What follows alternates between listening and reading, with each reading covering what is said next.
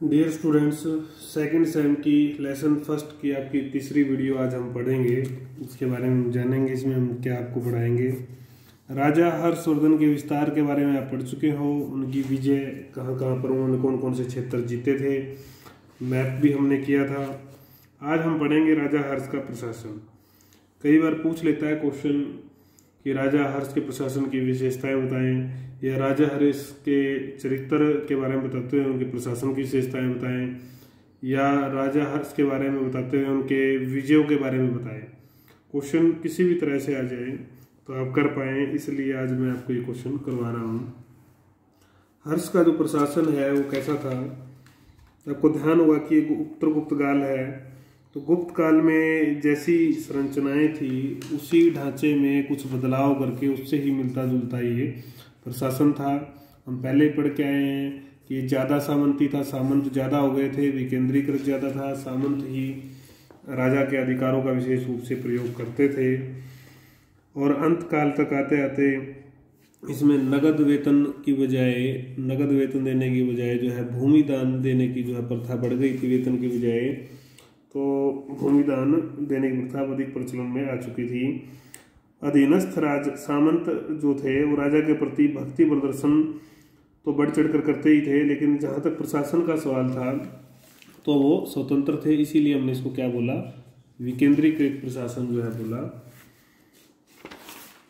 उसके बाद अगर हम बात करें तो राजा मुख्य जो राजा हमने पहले भी पढ़ा है, पिछले सिलेबस में भी आपको ध्यान होगा जब गुप्त काल पढ़ा था या अन्य और जो काल पढ़े मौर्य काल। तो राजा क्या होता है, राजा सर्वोच्च होता है, शक्तिशाली होता है सब में, और सारे प्रशासन का, सारे राज्य का जो है केंद्र जो है, धुरी जो है वो राजा होता है। ह्वेनसांग क्या कहता है राजा के बारे में, हर्षवर्धन के बारे में, कि हर सदैव काम करता रहता था, कभी खाली नहीं बैठता था, थकता नहीं था। दिन उसके लिए बहुत अच्छा होता था काम करते करते। अपने साम्राज्य पर निगाह रखने और प्रजा से निजी संबंध बनाने के उद्देश्य से वह राज्य भ्रमण भी करता था, भ्रमण करता, यात्राएं करता, और दुख और समस्याओं के बारे में जानकारी जो है वो लेता था। ये इसका काम था राजा का।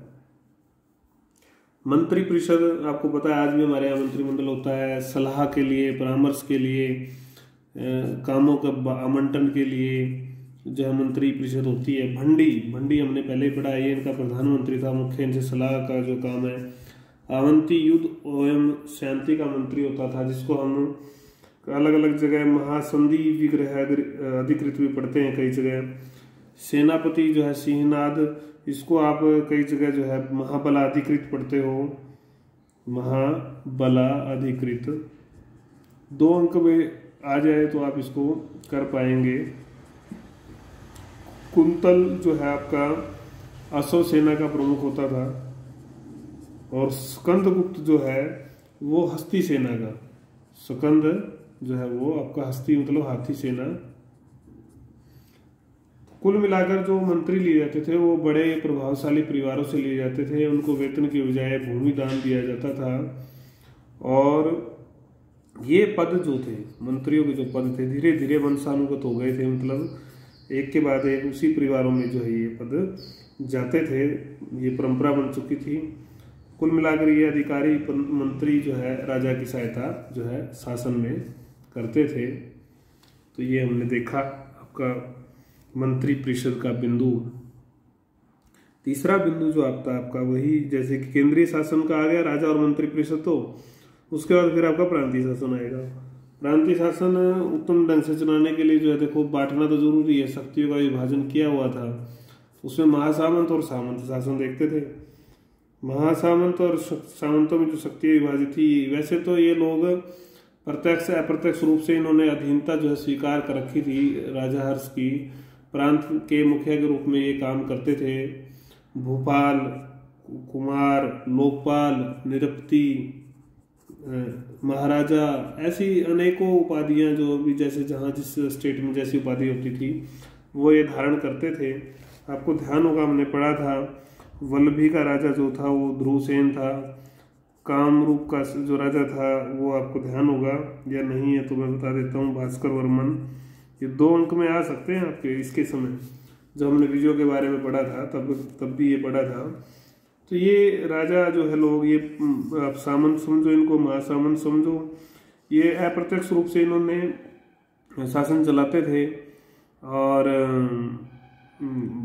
जो कहेंगे कि हम सारी शक्तियां इनके हाथ में थी, बस नाम मात्र की जो है ना ये अधीनता इन्होंने स्वीकार कर रखी थी, सम्मानवश या मजबूरीवश। बाकी सर्वे सर्वा थे, शासन खुद चलाते थे, ये सारी नियुक्तियां खुद करते थे। और अगर हम दूसरी तरह के कुछ राज्य थे, वो थे प्रत्यक्ष नियंत्रण में। आपने देखा होगा कुछ राज्य इन्होंने प्रत्यक्ष नियंत्रण में लिए थे, उड़ीसा भी लिया था, ध्यान होगा, और शुरू में बंगाल भी लिया था। तो वहाँ का जो उस इकाई को जो बोलते थे, उस प्रांत को जो बोलते थे, वो बोलते थे आपका भुक्ति। क्या बोलते थे? भुक्ति। और भुक्ति का जो ऊपर जो शासन करता था उसको बोलते थे उपारिक। उपारिक या कुमार अमात्य। कुमार अमात्य। कुमार अमात्य या उपारिक जो है ये शासन संभालते थे। प्रांतों की संख्या किसी स्रोत से स्पष्ट नहीं है।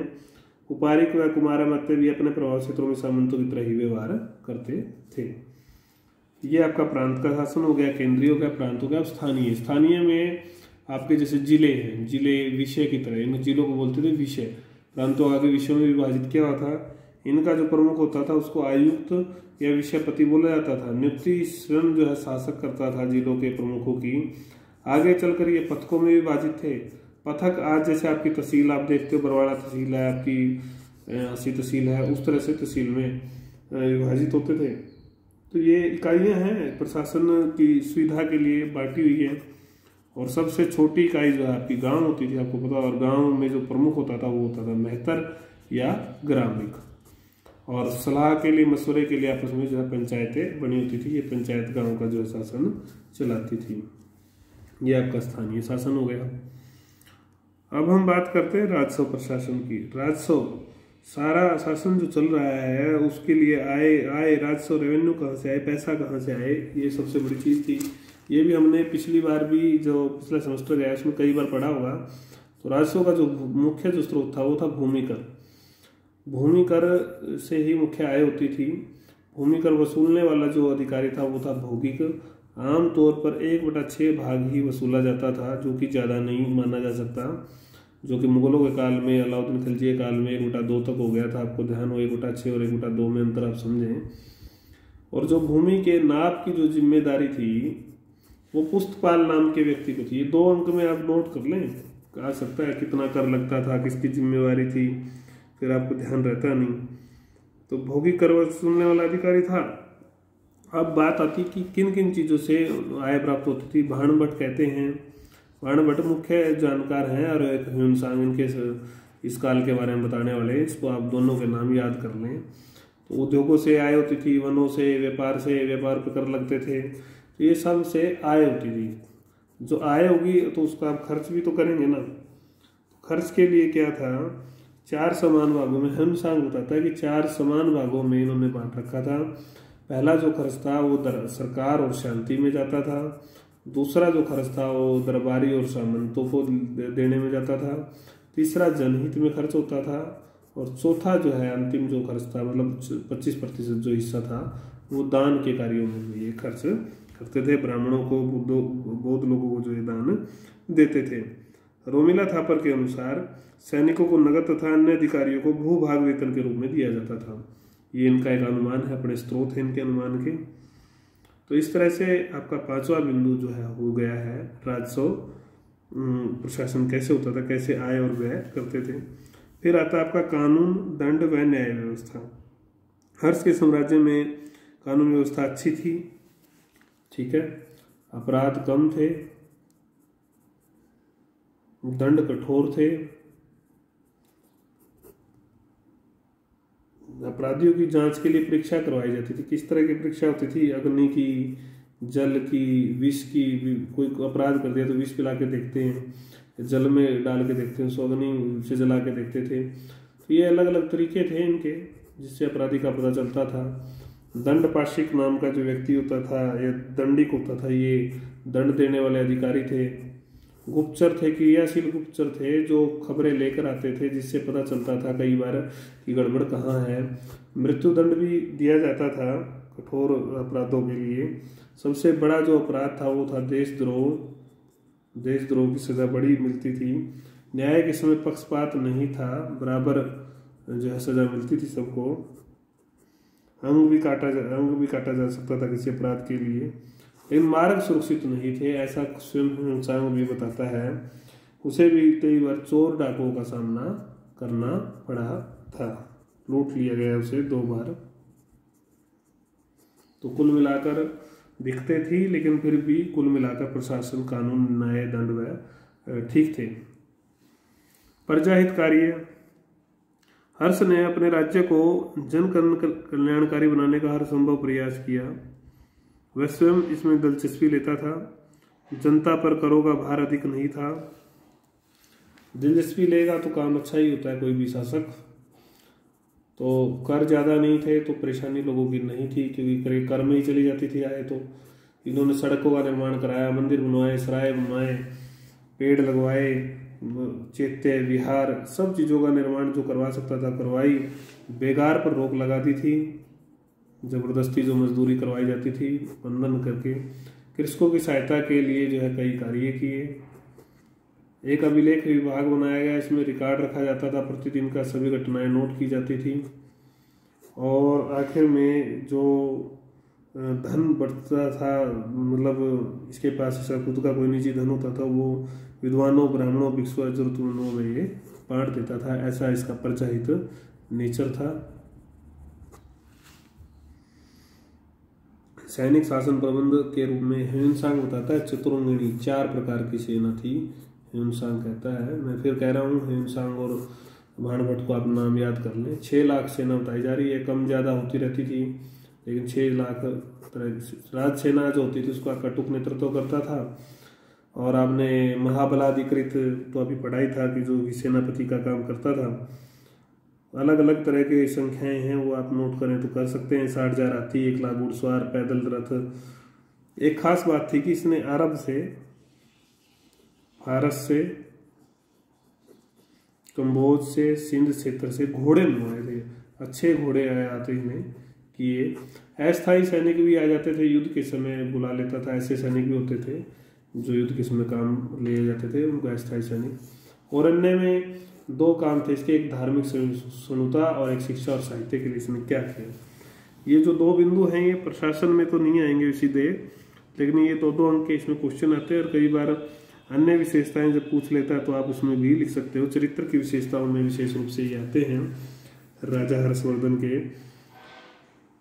तो एक अच्छा लेखक था ये, जिसने नाटक लिखे। रत्नावली 2 अंक में नोट कर लें आप। नागानंद, प्रियदर्शिका। इसने दरबारियों में अच्छे कवियों को, साहित्यकारों को संरक्षण दिया, जिसमें बाणभट्ट थे जिन्होंने हर्षित लिखी, कादम्बरी लिखी। और इसी तरह से जयसेन जो इनके एक बड़े विद्वान थे, इनको इन्होंने काफ़ी बड़ी आय, 80 गाँव की आय देने का भी पेशकश की थी, लेकिन उन्होंने लेने से मना कर दिया था। वेद, ज्योतिष, भूगोल, गणित, अनेकों विषयों पर इन्होंने पुस्तकें जो हैं लिखी जयसेन ने। इसी तरह से म्यूर भी इनके एक अच्छे वो थे, इन्होंने सूर्य शतक लिखा, कई बार आ जाता 2 अंक में। कई मंदिर मठ बनवाए, शिक्षा के केंद्र खुलवाए। तक्षशिला इनके समय में बोध गया, तक्षशिला चिकित्सा के क्षेत्र में, बोध गया धर्म के क्षेत्र में, धार्मिक शिक्षा के क्षेत्र में एक बड़ा केंद्र था। और सबसे बड़ा जो एक नालंदा विश्वविद्यालय जो इनके समय में आज भी जिसका नाम लिया जाता है, यहाँ पर 10,000 विद्यार्थी, 1500 शिक्षक थे। और शीलभद्र जहाँ का प्रमुख था, इनकी प्रशंसा की जाती है विशेष रूप से शीलभद्र की। ऐसा विश्वविद्यालय इनके काल में था जहाँ की शिक्षा व्यवस्था एक विशेष महत्व रखती थी। तो ये बात की हमने इनकी शिक्षा और साहित्य की। म्यूर, मातंग भी एक विद्वान इनके पास थे। और जो नालंदा विश्वविद्यालय था वो आज का जो पटना है उसके पास राजगृह जिला है, वहाँ पर था। धार्मिक सहिष्णुता की नीति, अलग अलग मत हैं ये क्या थे क्या नहीं। प्रारंभ में ऐसा बने थे सेव थे, लेकिन ह्वेनसांग के प्रभाव में आकर 2 अंक का क्वेश्चन है, नोट कर लें आप ये। महायान बौद्ध भी कौन से बने, महायानी शाखा के बौद्ध बने थे, ये आपको कराई थी महायान हीनयान शाखा मैंने। धर्म के लिए इन्होंने, धर्म के प्रचार प्रसार के लिए 2 बार जनसभाएं बुलवाई, बहुत बड़ी सभा बुलवाई प्रयाग में और एक कन्नौज में। पूछ सकता है कहाँ कहाँ पर सभा बुलवाई 2 अंक में। सहनशील थे, इसीलिए सहनशील किस तरह से मानेंगे, क्योंकि इन्होंने, जबकि ये बौद्ध थे लेकिन इन्होंने ब्राह्मणों को खूब दान दिया और देवी देवताओं की प्रशंसा की और उनके मंदिरों के लिए भी ये हमेशा तत्पर रहते थे। तो इससे ये मान सकते हैं कि ये खूब सहनशील थे। अंत में ये कहा जा सकता है कि हर 7वीं शताब्दी का सफल शासक था, जो कुशल योद्धा, हम पढ़ के आए, साम्राज्य निर्माता भी था, इतनी विजय की प्रशासक। अभी हमने प्रशासन के बारे में पढ़ा, जनहितकारी के बारे में पढ़ा, विद्या अनुरागी, एक अच्छे साहित्यकार लेखक के बारे में पढ़ा। तो ये सारे गुण उनके अंदर थे। R.K. मुखर्जी क्या कहते हैं इनके बारे में, उसमें अशोक तथा समुद्रगुप्त के गुणों का मिश्रण था। वह वास्तव में प्राचीन भारत के महान शासकों में से एक था। R.S. त्रिपाठी भी उनकी तुलना अशोक, समुद्रगुप्त व अकबर से करते हैं। तो अन्य लेखकों, अन्य इतिहासकारों का अलग भी कहना है। तत्कालीन स्रोतों के विश्लेषणात्मक अध्ययन से वह आदर्शवान राजा, सहनशील शासक व संस्कृति का संरक्षक दिखता है। तो ये हमने राजा हर्षवर्धन के बारे में पढ़ा। आप इनके नोट्स बना लें, कोई दिक्कत आ रही है तो आप क्वेरी व्हाट्सएप कर सकते हैं।